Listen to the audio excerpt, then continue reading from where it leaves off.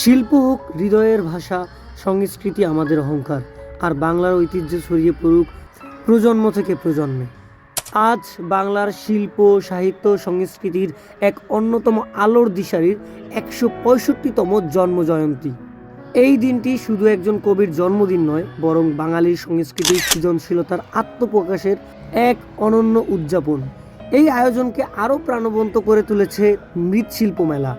এই মৃৎশিল্প মেলার আয়োজন করেছে চারুকলা বরিশাল। মাটির গন্ধমাখা শিল্প, লোকজ ঐতিহ্য ও শিল্পীদের নিপুণ কারুকার্যের এই মেলাটি যেন হয়ে উঠেছে বাংলা সংস্কৃতির এক জীবন্ত প্রতিচ্ছবি। শিল্পী হোক হৃদয়ের ভাষা। বিশ্বকবি রবি ঠাকুর একজন দার্শনিক, একজন সাহিত্যিক এবং মানবতার কবি হিসাবে এই বাংলা জুড়ে তার খ্যাতি ছড়িয়েছেন। ভাষাকে করেছেন সমৃদ্ধ, নতুন শব্দের সৃষ্টি করেছেন। পাশাপাশি বাংলার ঐতিহ্যবাহী মৃৎশিল্পী আমাদের হাজার বছরের সংস্কৃতির ধারক ও বাহক।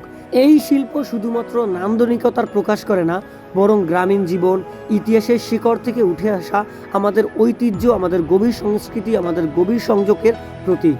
তরুণ প্রজন্ম যখন এই আয়োজনের মধ্যে এই লোকজ সংস্কৃতির সঙ্গে পরিচিত হয়, তখন বেঁচে থাকে আমাদের হাজার বছরের ঐতিহ্য, আমাদের শিকড়।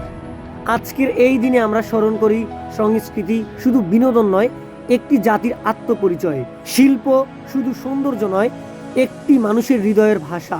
আর রবি চেতনা মানেই মানবতা, সৌন্দর্য ও মুক্তির আহ্বান। এজন্যই রবি ঠাকুর বলেছিলেন, চিত্ত যেথা ভয়ে শূন্য, উচ্চ যেথা শির।